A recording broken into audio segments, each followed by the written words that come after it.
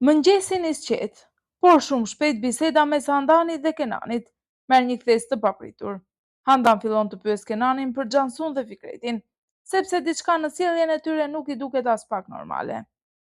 Handani pranon se nuk është xheloze për Xhansun, por thot se nuk ka një ndjesi të mirë për të, dhe se gruaja i duket e çuditshme. Kenan përpiqet ta shmang temën, por Handani këmbgul dhe kërkon të di se nga njihet Xhansu dhe Fikreti. Më pas Kenan i tregon se Fikret ka pasur probleme me të në të kaluarën dhe se madje ka përdorur kompaninë e Xhansus për disa lojra të dyshimta. Situata bëhet edhe më serioze kur ai zbulon se Fikreti e ka kërcënuar Xhansun. Handan menjëherë paralajmëron Kenanin, ki kujdes nga të gjithë, por ajo nuk duket as pak e qetë. Diçka në të gjithë këtë histori vazhdon ta shqetësojë. Kenan shkon papritur te Xhansu, duke i thënë se ka ardhur për një çështje urgjente, por ajo nis në një bisedë për Fikretin dhe shumë shpejt kthehet tek Ozlemi. Kenan i tregon Xhansus se Fikreti është parë duke dalë nga shtëpia e saj dhe kërkon të ditë çfarë kishte bërë aty. Xhansu i shpjegon se Fikreti kishte ardhur vetëm për të kërkuar falje dhe për t'i thënë se nuk do të përsëritej më. Por Xhansu nuk ndalet me kaq. Ajo e pyet Kenanin për Ozlemin dhe për atë që ndodhi një ditë më parë. Për t'u shkëputur nga tema e Fikretit, Xhansu këshillon Kenanin se nuk mund ta mbyll problemin me Ozlemin thjesht duke i blerë një makinë.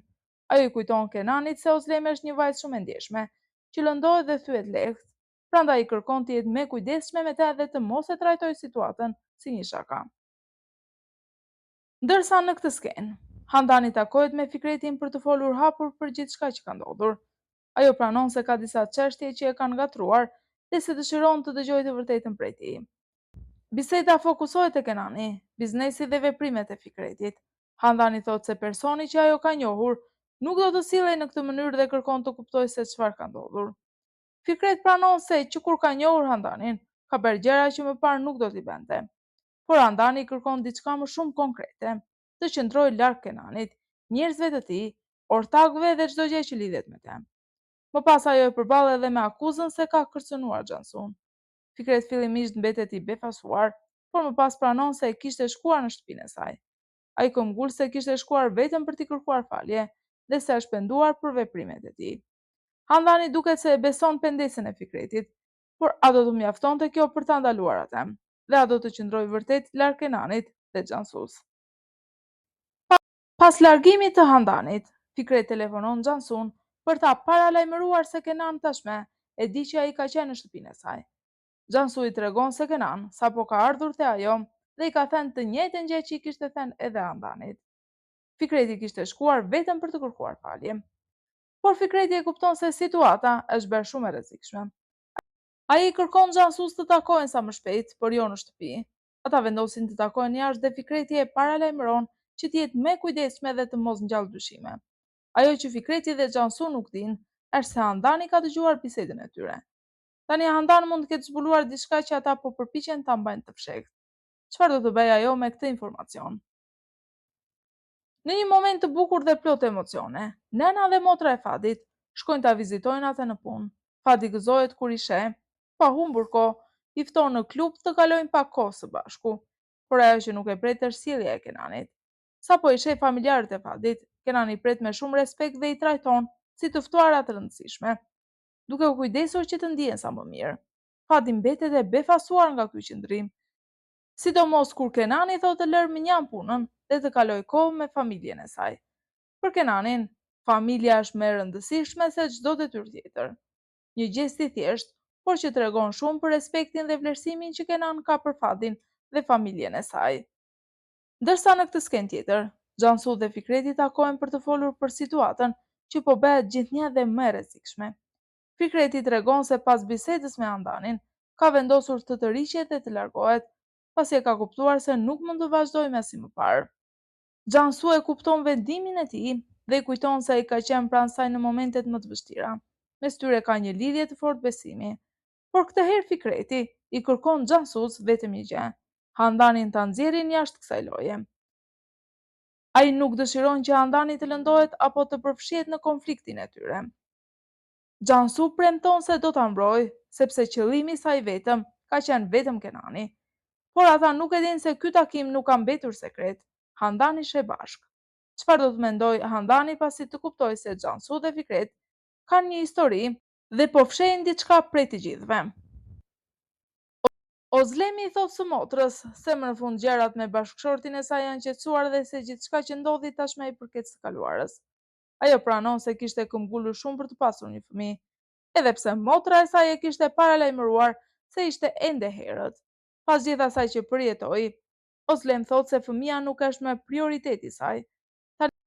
Tani dëshiron vetëm të përqendrohet te bashkëshorti dhe të ndërtojë një jetë sa më të qetë me të. Madje edhe nëse nuk do të kenë një fëmijë.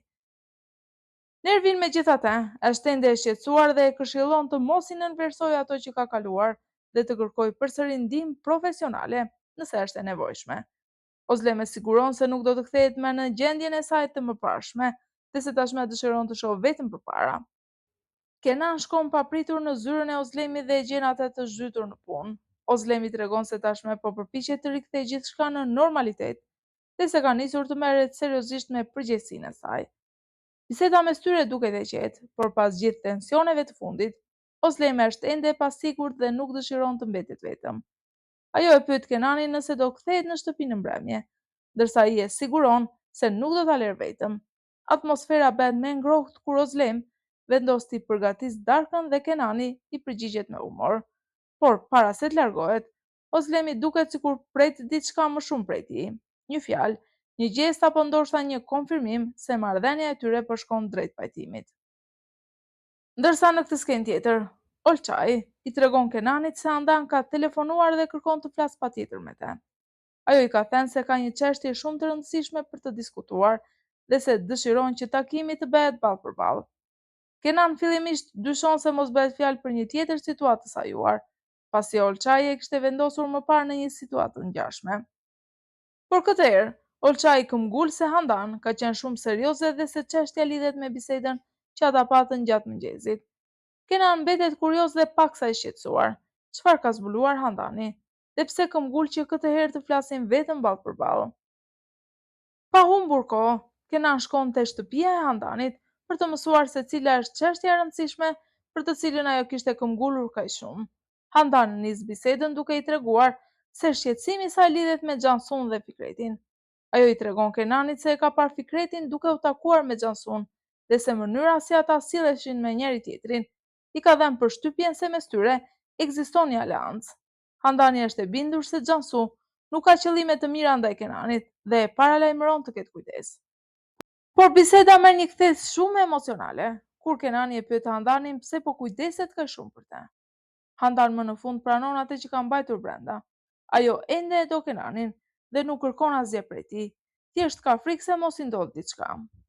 Pas këtij rrëfimi të sinqertë të Handanit, emocionet mes saj dhe Kenanit bëhen të pamundura për t'u kontrolluar. Të dy afrohen dhe shkëmbejnë një puthje, duke treguar se ndjenjat mes tyre ende nuk kanë vdekur. Por pikërisht në atë moment, para derës shfaqet Ozlemi, ajo i sheh të dy bashk. Pamja që sheh i thyen gjithçka që kishte mbetur në zemrën e saj. Ozlem nuk kërkon më shpjegime, nuk dëshiron më të luftojë dhe nuk pranon të qëndrojë në një marrëdhënie ku ndihet e tradhtuar. Me dhimbje por edhe me vendosmëri, ajo i jep fund gjithçkaje me një deklaratë të fortë. Deri këtu ishte, po divorcohem nga ti Kenan. Çfarë do të bëj Kenan pas kësaj? A do të përpiqet të ndalojë Ozlemin, apo kjo është vërtet fundi i martesës së tyre?